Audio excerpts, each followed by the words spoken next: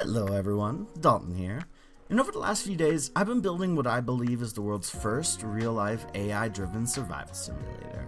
It's called Lifeline ECHO, and if you've ever wondered how you would hold up during a catastrophic 3-day blizzard that knocks out the power, you gotta watch this. So, most survival simulators end up failing because they end up treating you like a video game character. I built Lifeline ECHO to be a true digital twin engine. I'm not playing a generic survivor, I'm plugging in my exact baseline personality details. So, go ahead and enter those in now. Got a housing type, sleep schedule, dependents, pets, medications, and we'll eventually expand on that so that the data is richer. We also have our psychology toggles. I'm going to go ahead and toggle these now. There we go. And then below that, we have a custom background. I do encourage folks to enter that in just so their archetype is better aligned with their personality. We also have the preparedness inventory where you can enter in what items you already have. So I can do that. And I'm going to go ahead and add in a solar charger. Whoopsies. There we go. Now, we are going to go ahead and run a 3-day blizzard in my local area. Have that all set up and ready to go. But real disasters, they cascade. So I've set the grid to fail at the storm's peak, but the physics engine knows that cell towers have backup power. So we're going to have mobile data for exactly 24 hours after the lights go out, before the total communication blackout hits. So we can go ahead and start that simulation now. And when I input my zip code, the world builder maps the actual local demographics against 15 rigorous societal archetypes based on FEMA disaster data. We apply a statistical bell curve to their traits, guaranteeing mathematically diverse, hyper-realistic neighborhoods.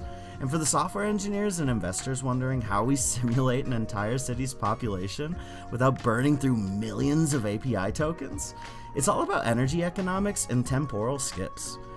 Real disaster response is 90% weighting. Our agents have dynamic energy levels and chronotypes.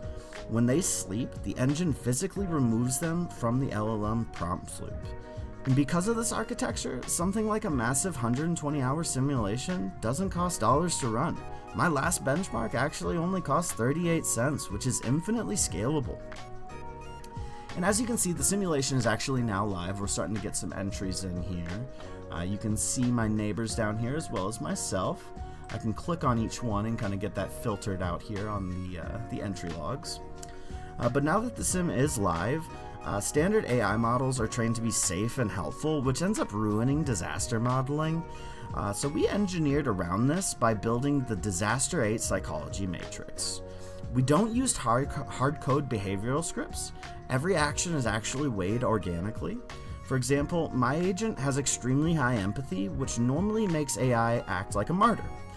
But it's counterweighted by high social anxiety and high logical reasoning. My agent isn't going to impulsively loot on day 2, and he isn't going to give all of his food away to a neighbor because his logic and anxiety override his empathy. He's going to sit on the couch, conserve calories, and wait. It's pure emergent sociology. Go here.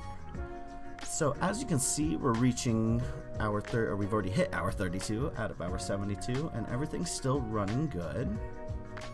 You can see we're getting some information in here. Most people seem to be hunkering down. We've got an observe, seek public aid, and somebody who's evacuating. It's probably a smart decision on their part. And as you can see, that those temporal skips are starting to play out here. So for my character, I'm hunkering down. It's a blizzard. I ain't going nowhere. So I'm probably going to be waiting. It looks like about 19 hours. So my character is going to skip over 19 hours. There's not going to really be much of an update because in a real life situation, I'd just be chilling at home. Let's see here. What else do we have going on? I'm curious about this evacuation. I haven't necessarily seen an evacuation play out as of yet.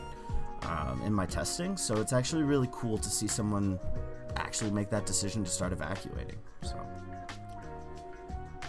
go up here and clear my filters, and you can see the 14 entries right here, all of them linking through. You can see our power status has failed. Our cell network should end up dropping here shortly as well, so you'll be able to see that happen too. I'm going to filter for myself just to make that list not as long.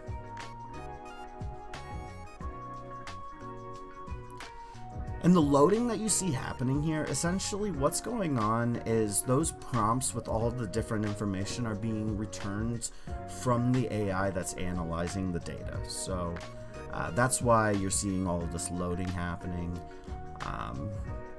just waiting for that data to get processed. I don't know, I'm wounded. That's highly unfortunate. So one of the issues I'm noticing that I've been seeing in my simulation is that certain things do happen, whether it's being rolled by probability. So something like being wounded or getting sick is usually rolled against probability. That's how we account for something like that.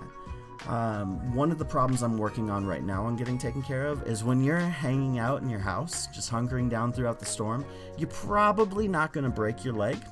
So it could happen, but I do want to adjust for that to make it a little bit more rare of an occurrence.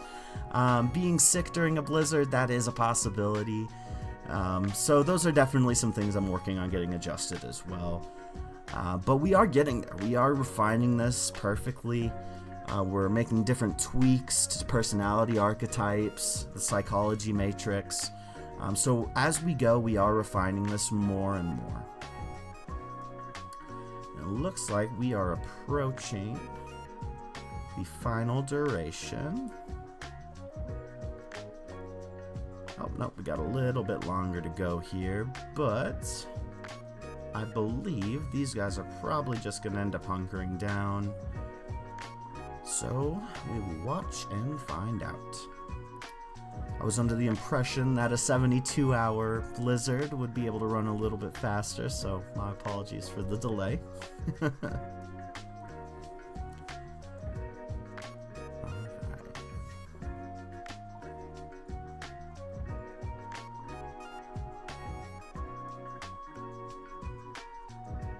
Alright, and there we go. That should actually end up concluding the blizzard duration, I believe.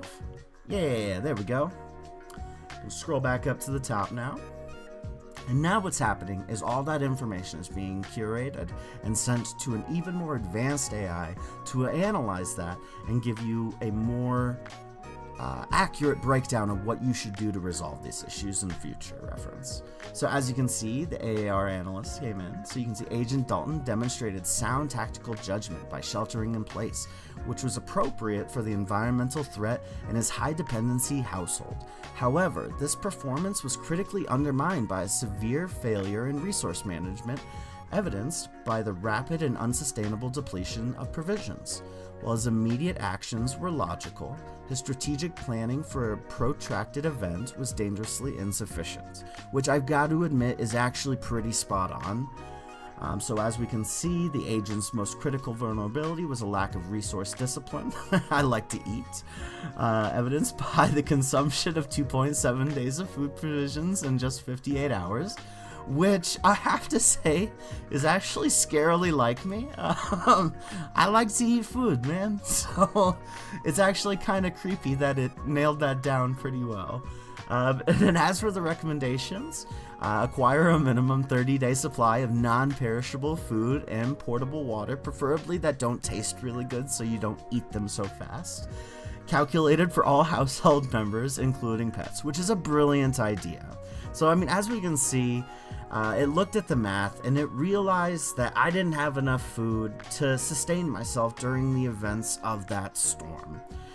And it ended up giving me highly actionable recommendations on exactly what I need to do to buy today, or what I need to buy today to prevent that from happening. So this is a defense grade tabletop wargaming democratized for civilian preparedness and municipal logistics system. I'm opening up early access conversations this week. So let me know what scenario you'd want to stress test your exact household against in the comments, and shoot me a DM if you want to be one of the first people to run the math and see what odds you have in survival. So thanks for checking this out, and you guys have a great rest of your day.